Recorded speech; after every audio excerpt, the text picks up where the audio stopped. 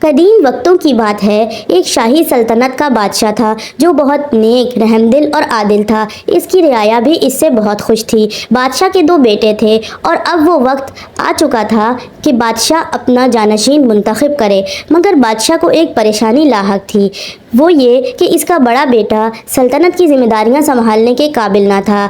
ایک بادشاہ میں جو خوبیاں ہونی چاہیے، بادشاہ کو اس میں وہ دور دور تک نظر نہیں آتی تھیں۔ وہ عیش پسند بادشاہ بننا چاہتا تھا۔ دوسری طرف بادشاہ کا چھوٹا بیٹا بڑا ہی ذمہ دار، نیک اور رحم دل تھا۔ بادشاہ بننے کی ساری خوبیاں اس میں بخوبی موجود تھیں۔ ابھی بادشاہ اسی کشمکش میں تھا کہ اچانک وہ بہت زیادہ بیمار ہو جاتا ہے، یہاں تک کہ موت کے قریب ہو جاتا ہے۔ اب جانشین منتخب کرنے کے سوا کوئی اور چارہ نہ تھا، چنانچہ بادشاہ بہت سوچ بچار کے بعد اپنے چھوٹے بیٹے کو جانشین نامزد کر دیتا ہے۔ ایسا ہوتے دیکھ کر بڑا بیٹا بہت زیادہ غمزدہ ہو جاتا ہے اور اس کے دل میں حسد کی آگ بھڑک اٹھتی ہے، کیونکہ اس کا یہ ماننا تھا کہ بادشاہ بننے کا حق صرف اس کا ہے۔ چنانچہ وہ اپنے چھوٹے بھائی کو مارنے کا منصوبہ بناتا ہے۔ اگلے دن بادشاہ اپنے وزیروں کے ہمراہ جنگل کی سیر کو جاتا ہے۔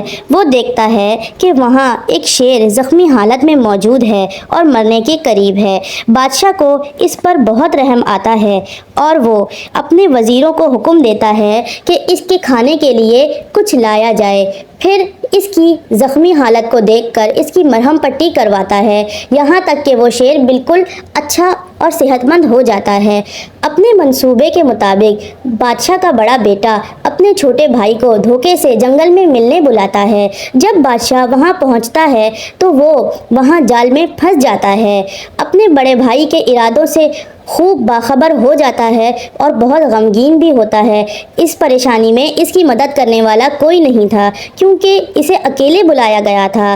دیکھتے ہی دیکھتے وہاں وہی شیر آ جاتا ہے جس کی اس بادشاہ نے مدد کی تھی۔ آنن فانن وہ آ کر بادشاہ کے دشمنوں کو کھا جاتا ہے اور رحم دل بادشاہ اپنی نیکی کی وجہ سے بچ جاتا ہے۔